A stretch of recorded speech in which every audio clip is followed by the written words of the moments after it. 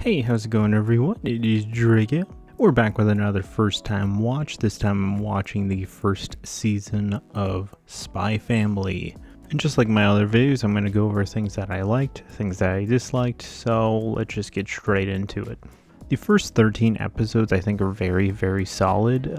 They got great building up of each step of the mission. I think after that it gets a little bit messy on, how things play out, and time is suddenly skipping quite a bit. I really like the kind of Mission Impossible-esque theme to this show with so many different spy elements and how different spies interact and like how they infiltrate things, and particularly like Lloyd, how he's like always thinking 10 steps ahead and like how he's gonna do this mission and all the possibilities and whatnot. They even do like the Mission Impossible thing of literally disguising themselves as a character and like ripping a mask off. So all that spy stuff is insanely cool, and kind of just as I was talking about Lloyd, I think Lloyd is my favorite character in this show, which actually going into it, I thought he looked pretty lame.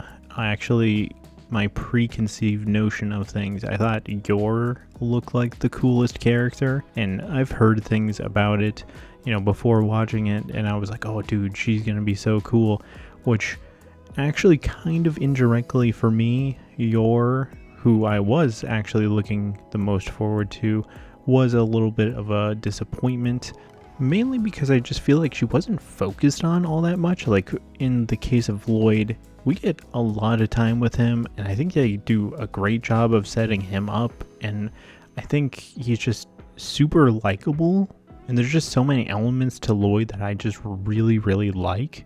And Lloyd in particular, you get to know what his mission is. Obviously, it's Operation Strix, and, to infiltrate, the Desmond Circle and, contact them. So his end goal, what he's wanting to do, and why he has this family. Yor, on the other hand, yes, she agrees to this marriage and, with the whole purpose of getting to assassinate someone, but I feel like it's like a huge missing piece to not know who she's going after for the, assassination, because obviously she did this marriage as a benefit to, cover that side up. And you get quite a few side missions with Lloyd, which are cool, but you get really no side missions with Yor, so I would have liked to see more of them. And honestly, going into this, I thought her personality was going to be quite different than what she actually was in the show. I was not expecting her personality to be what she was. So continuing on, talking about some of the other characters within the show, Anya, I'm kind of hit or miss on. There's times where I quite enjoy what she's bringing to the table and how she interacts with the family and whatnot. There's times where I think it can maybe go a bit far with her, and kind of almost in a way kind of makes her unlikable to me. I thought she was really, really good for the first 13 episodes. I just think after those first 13, to where the pacing gets kind of rushed along and the time skips start happening and whatnot, I think there's just like moments within that would have maybe had a more natural progression, but because you didn't get that, maybe it just kind of made it more like of an annoyance. Another character I really liked was Yuri. I think his insanity is literally so insane that he's kind of hilarious. And also the fact that he is the same voice actor as Asta from Black Clover, so he kind of is bringing that Asta craziness to this role. Now, a character I didn't really like at all was Nightfall. I just don't really love her whole stealing Lloyd as her husband plot. I think that gets to be a bit much, and they really shove it down your throat the second she comes in, and it's for like a couple episodes straight. I think it got to be a bit much.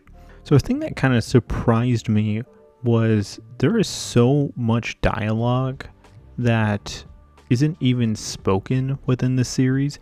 It is just thoughts in people's minds, and most of them are, Anya reading the thoughts, but sometimes there is times where they're just thinking out loud and Anya is not around.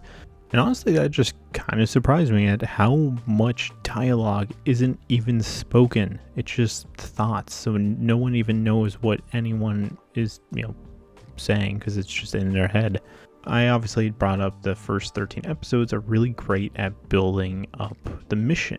There is quite a few subplots throughout this season. For example, you have like the tennis one and the dog one. And I'm not sure how I feel about this whole veering away thing, because I'd like to just focus on the main mission instead of distraction, here's the side mission. And obviously I like the dog that shows up, Bond. They are integral to the story. Without them you wouldn't get characters like Bond showing up. And I think that is mainly just due to how the manga is written, because I know that are kind of the bonusy chapters. And honestly, there is some really great emotional moments in this series. And honestly, there's some dark stuff, particularly in that first 13 episodes. You're dealing with stuff of child abandonment, Anya being tested on, orphans in war and whatnot. And honestly, a really great moment for me was just Yor and Lloyd, talking on the bench with her being drunk, and they have a really nice talk. And I think that family dynamic is really, really good. I think it is actually the strongest element of the show, and they actually do genuinely feel like a family.